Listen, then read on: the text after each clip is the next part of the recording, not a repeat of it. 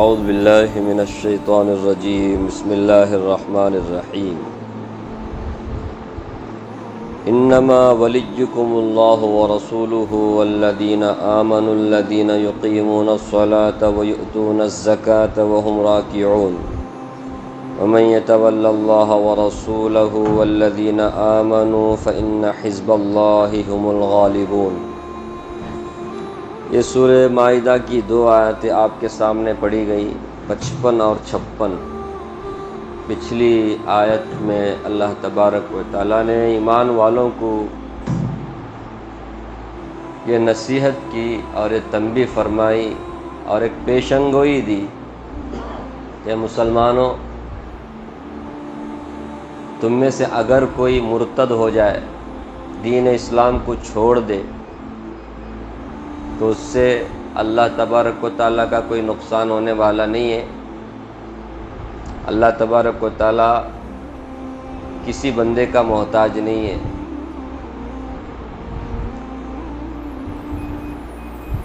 بندہ محتاج ہے اللہ کا، مسلمان محتاج ہے۔ مسلمان اسلام چھوڑ دیں، ایمان والے ایمان چھوڑ دیں تو اس میں ان کا اپنا نقصان ہے۔ اللہ تبارک و تعالیٰ ایسے مرتدوں کے مقابلے میں ایسی قوم کو پیدا کرے گا جو اللہ سے محبت کریں گے، اللہ ان سے محبت کریں گے، اور وہ اللہ کے راستے میں جہاد کریں گے، کسی ملامت کرنے والے ملامت کا خوف نہیں کھائیں گے، ایمان والوں کے حق میں، مسلمانوں کے حق میں نرم رویہ وہ اختیار کریں گے، اور کافروں کے مقابلے میں وہ سخت رویہ اپنائیں گے۔ ایسی قوم کو اللہ تعالیٰ پیدا کریں گے۔ چنانچہ اس سلسلے میں آپ نے سنا کہ جیسے رسول اللہ صلی اللہ علیہ وسلم کی وفات ہوئی تو ارتداد پھیل گیا، لوگ مرتد بھی ہوئے، زکوٰۃ کا انکار کرنے والے پیدا ہوئے، تو حضرت ابوبکر صدیق رضی اللہ عنہ کی قیادت میں صحابہ کرام نے ایسے لوگوں سے مقابلہ کیا۔ تو اس آیت کا سب سے پہلے مصداق جس قوم کے اللہ تعالیٰ نے اوصاف حمیدہ، اچھے اوصاف بیان فرمائے، اس کے سب سے پہلے مصداق صحابہ کرام ہے۔ لیکن یہ آیت عام ہے، جب کبھی بھی ایسی جماعت، ایسے لوگ پیدا ہوں جو اسلام کو چھوڑ دیں تو اللہ ان کے مقابلے میں مخلص مسلمانوں کو کیا کریں گے؟ کھڑا کریں گے۔ اس کے بعد آخر میں کہا ذالک فضل اللہ یؤتیہ من یشاء۔ یہ جو اوصاف ہے، اللہ کے راستے میں اللہ کی محبت میں لڑنا، جہاد کرنا، اور کسی ملامت کرنے والے کی ملامت کا ذرا بھی خوف نہیں کھانا، تانا دینے والے بہت ہوں گے، ان کے تانے کا ذرا برابر بھی نوٹس نہیں لینا، اسے اگنور کرنا، اور پھر اللہ سے محبت کرنا، اللہ ان سے محبت کرنا، اور اسی طرح ایمان والوں کے حق میں نرم رویہ اختیار کرنا، کافروں کے معاملے میں سخت رویہ اپنانا۔ فرمایا ذالک فضل اللہ، یہ اللہ کا فضل ہے، جسے چاہتے اللہ عطا کرتے۔ اللہ تبارک و تعالیٰ کے فضل و کرم سے ہی یہ اوصاف انسانوں کے اندر آتے ہیں، اچھائی انسانوں کے اندر آتی ہے۔ کوئی بھی اچھائی کسی کے اندر آئے تو وہ اللہ کا فضل ہے، اس میں اس کا کوئی کمال نہیں ہے۔ اللہ بڑے وسیع ہیں اور جاننے والے ہیں، کس کے اندر کون سی قابلیت ہے اللہ کو اچھی طرح معلوم ہے۔ جو جس کے قابل ہوتا ہے اللہ تبارک و تعالیٰ اس کو اس قابلیت سے نوازتے ہیں۔ جس کے اندر جو ٹیلنٹ، کیا وہ قابلیت کو ٹیلنٹ بولتے ہیں، نہیں، اللہ تعالیٰ عطا کرتے ہیں، یہ کہا گیا پچھلی آیت۔ اب ان دو آیتوں میں اللہ تبارک و تعالیٰ نے یہ بتایا ہے، اور پچھلی دو آیت سے پہلے کی آیتوں پر ذرا جائیں۔ اس میں اللہ تعالیٰ نے کیا فرمایا ایمان والوں کو؟ اے ایمان والو، یہودیوں اور نصرانیوں کو اپنا دلی دوست نہ بناؤ، ہے نا، یاد ہے نا؟ جو کوئی یہود و نصارہ میں سے کسی کو بھی دلی دوست بنائے گا وہ انہی میں شمار ہوگا، اور وہ ظالم ہوگا، وہ خود اپنے اوپر ظلم کرنے والا ہوگا، یہ کہا گیا۔ منافقین اکثر و بیشتر ایسے ہی تھے جو در پردہ کس سے دوستی رکھتے تھے؟ یہود و نصارہ سے، مشرکین مکہ سے۔ مسلمان ہونے کے باوجود، گرچہ وہ نام کے مسلمان تھے، رسمی مسلمان، دل میں کفر چھپا ہوا، ٹھیک ہے۔ اب اللہ تعالیٰ فرماتے ہیں اصل دوستی کے لائق کون ہے، کس سے دوستی کرنا چاہیے؟ دلی دوستی ان سے منع ہے، پھر کس سے کرنا ہے؟ فرمایا انما ولیکم اللہ ورسولہ والذین آمنوا، فرمایا اے مسلمانوں، تمہارا ولی، تمہارا دوست، تمہارا حقیقی دوست اللہ ہے۔ تمہیں دوستی کرنی ہے تو کس سے کرنا ہے؟ اللہ سے دوستی کرنی ہے۔ ورسولہ، اور اللہ کا رسول تمہارا ولی ہے، دوست ہے۔ دوستی کرنی ہے تو اللہ کے رسول سے کرو، ہاں۔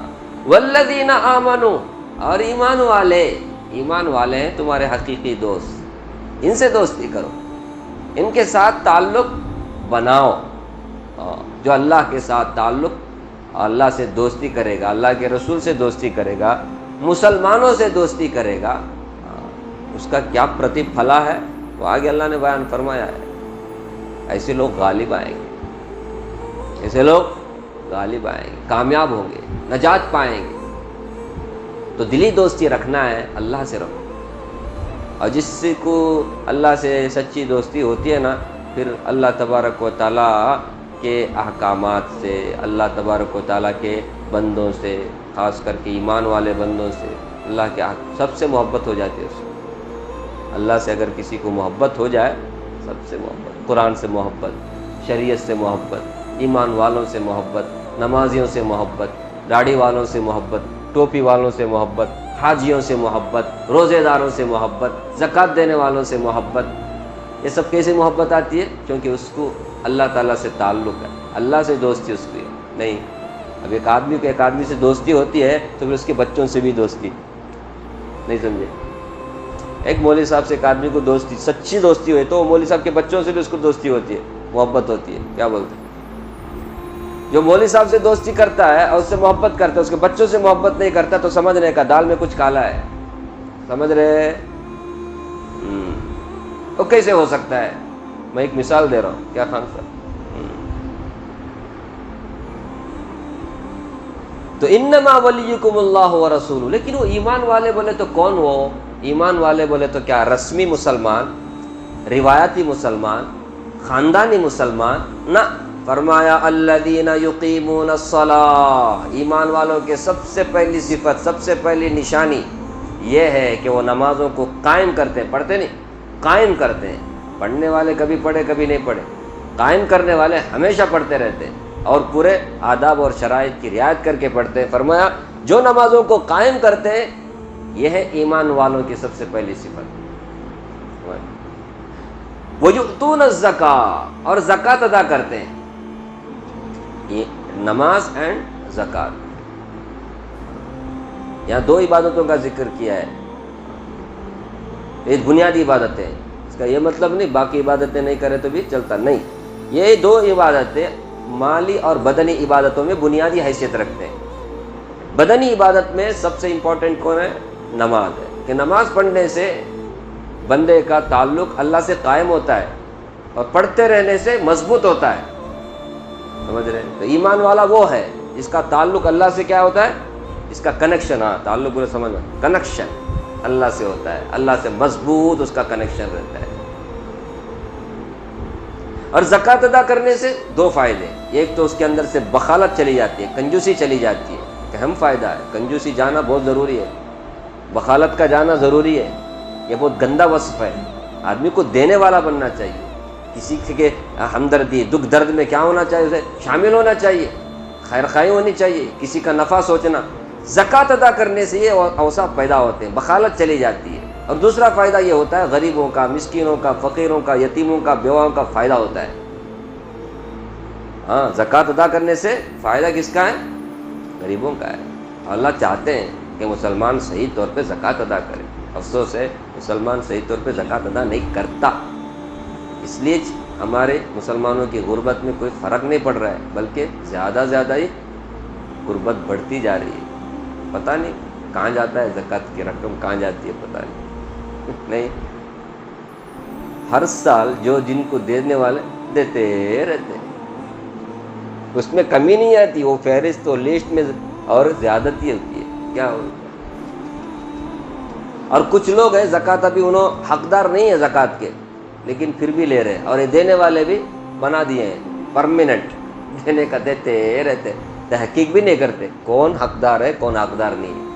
اب میں اتنے سال سے دے رہا ہوں، ہو سکتا ہے وہ اب زکوٰۃ کا حقدار نہ ہو، وہ زکوٰۃ دینے والا بن گیا ہو اس کے پر، لیکن نہیں، پیسے کی ہرس اس کے اندر اتنی ہے، آ رہا ہے تو آنے دو، حلال کی حرام کی، انہیں بھی دینے والا پاگل الو دیتا رہتا ہے. حقدار کون ہے ان کو دینا چاہیے نا، تب جا کے غربت ختم ہوگی، زکوٰۃ ادا ہوگی.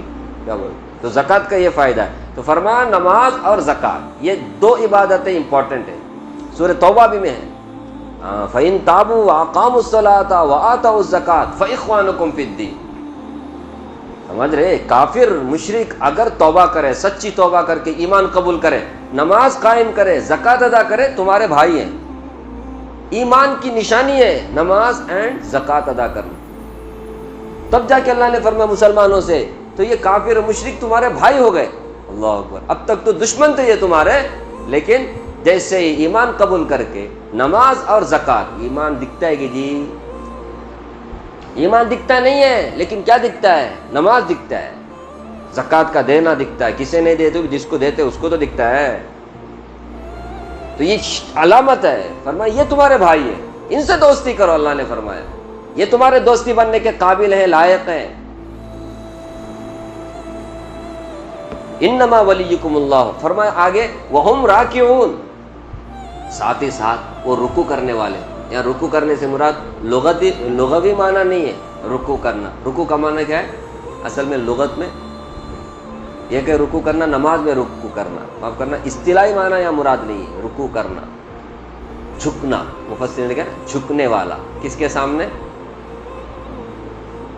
بتوں کے سامنے نہیں، اللہ کے سامنے جھکنے والا، اللہ کے ہر حکم پر سرنڈر ہونے والا، فرما برداری کرنے والا، اللہ کے حکم کو سر آنکھوں پر لگانے والا، اس کے مطابق چلنے والا.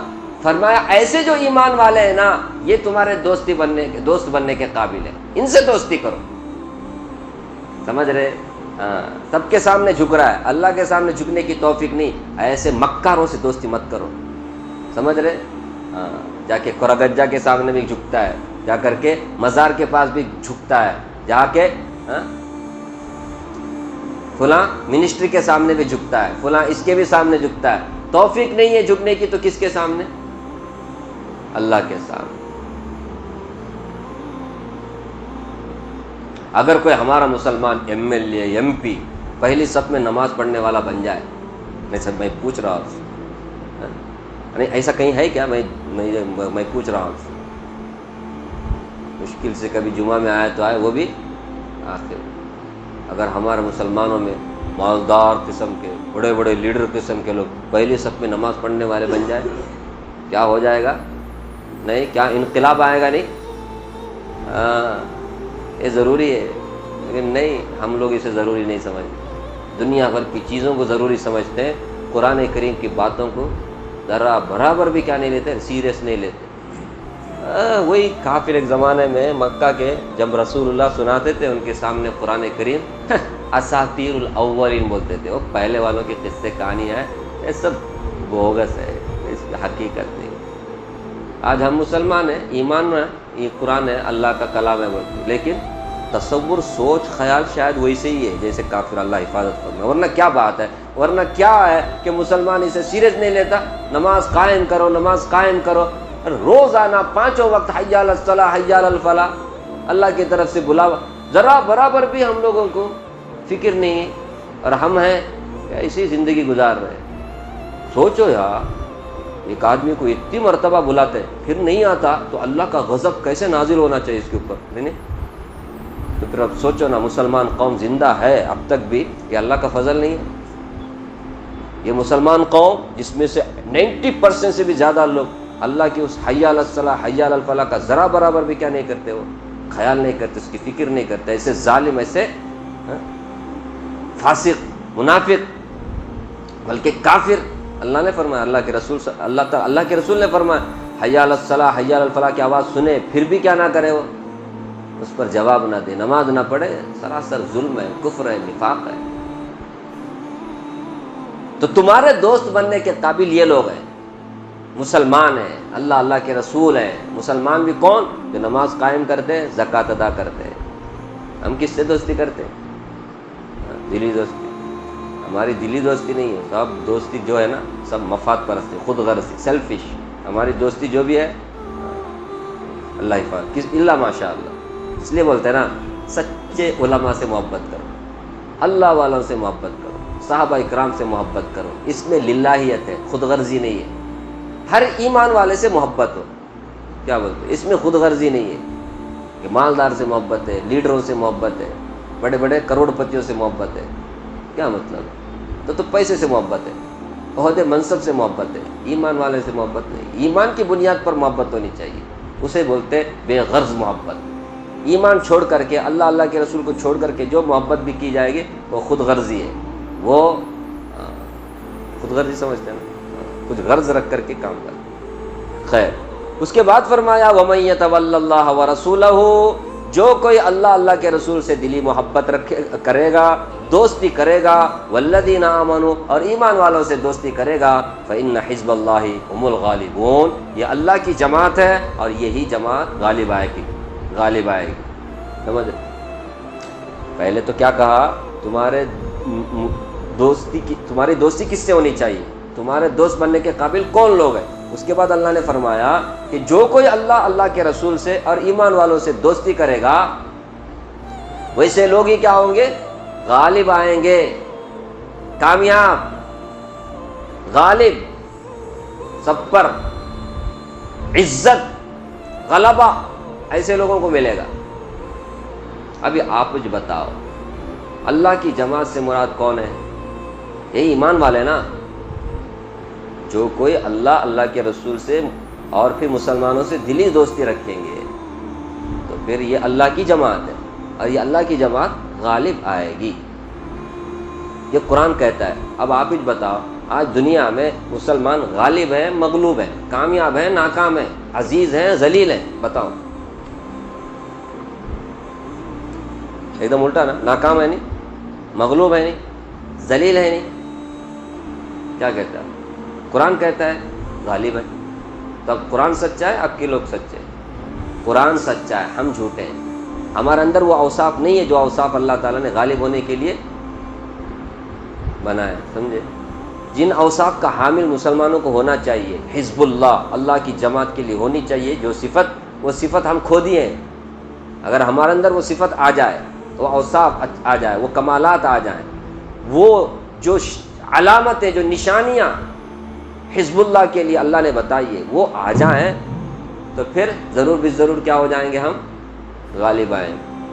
جتنے بھی مسلم ممالک ہیں، ہاں مسلم ممالک بول سکتے، اسے اسلامی ملک بول سکتے؟ نہیں بول سکتے۔ 100% وہاں پر اسلامی شریعت نافذ ہے؟ نہیں۔ ان لوگوں کی دوستی کس سے ہے؟ ان لوگوں کی دوستی کس سے ہے؟ اللہ اللہ کے رسول سے، ایمان والوں سے، یا پھر یہودی امریکہ سے؟ کس سے؟ ابھی آپ ہی بتاؤ نا۔ پھر اگر ان کی دوستی مسلمانوں سے ہوتی، ہمدردی مسلمانوں سے ہوتی، تو آج غزہ کے مسلمانوں کی حالت ہوتی؟ میں پوچھ رہا ہوں، کس سے دوستی کر رہے ہیں آج کے مسلمان؟ دوستی اللہ کے رسول سے، اللہ سے، مسلمانوں سے ہونی چاہیے، لیکن دوستی کس سے ہو رہی ہے؟ تو پھر غالب آئیں گے۔ دیکھو دنیا کا ذرا نقشہ دیکھو، قرآن کہتا ہے اس مسلمانوں سے دوستی رکھو یار، ان کو مسلمانوں سے ہمدردی نہیں، مسلمانوں سے دوستی نہیں، مسلمانوں کی خیر خواہی نہیں۔ اگر ان کو ڈر بھی ہے تو اللہ کا نہیں، ان کا ڈر ہے، ان کی دوستی ہے، ان کی خیر خواہی ہے، بھلائی ہے، جو کچھ بھی ہے، کس سے؟ یہودیوں سے، اسرائیلیوں سے، امریکن سے۔ کتنے دن گزاریں گے دن؟ کب تک یہ لوگ عیاشی کریں گے؟ کب تک یہ لوگ؟ آئے گا ایک زمان، سب کو دیکھ رہا ہے اللہ تعالیٰ، سب کو دیکھ رہا ہے۔ تو ہماری بھی دوستی کس سے ہونی چاہیے؟ یہ تو مسلم ممالک کی بات کیا، ہم تو ہمارے پاس تو حکومت ہے نہیں، لیکن ہمارے اپنے جسم پر تو ہم کو حکومت ہے، ہمارے اپنے گھر پر تو ہمیں حکومت ہے۔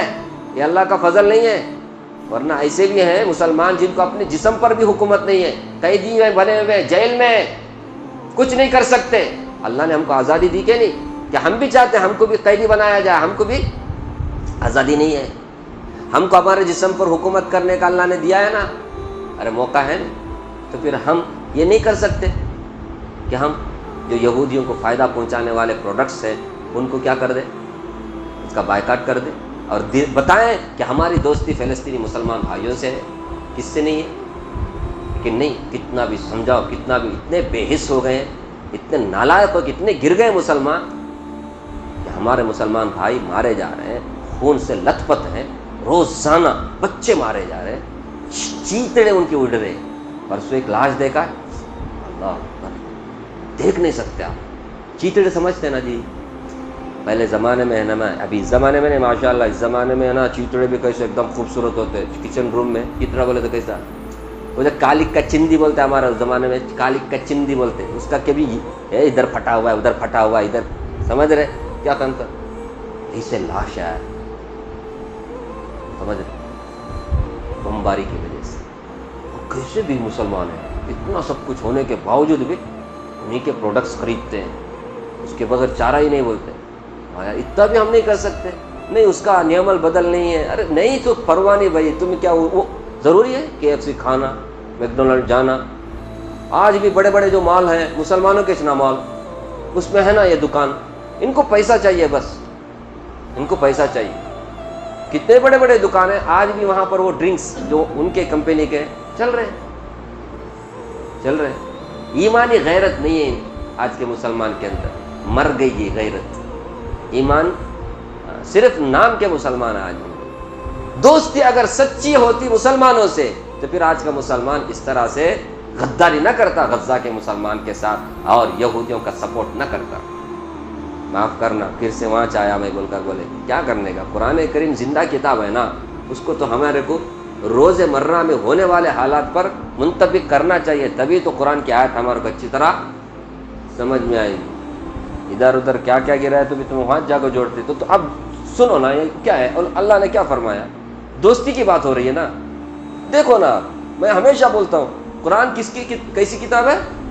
زندہ کتاب. ایسا لگتا ہے آج کے دن یہ آیت نازل ہوئی. اب کیسا لگ رہا ہے آپ؟ میرے کو تو ایسا ہی لگ رہا ہے. اللہ ہم سب کو عمل کی توفیق دے، ہمیں مسلمانوں سے دلی دوستی رکھنے کی توفیق دے، اور جو مسلمانوں کے خون کے پیاسے ہیں اللہ ان سے تعلق توڑنے اور ان کے خلاف جہاد کرنے کے اللہ ہمیں توفیق اور طاقت عطا فرمائے. آمین یا رب العالمین.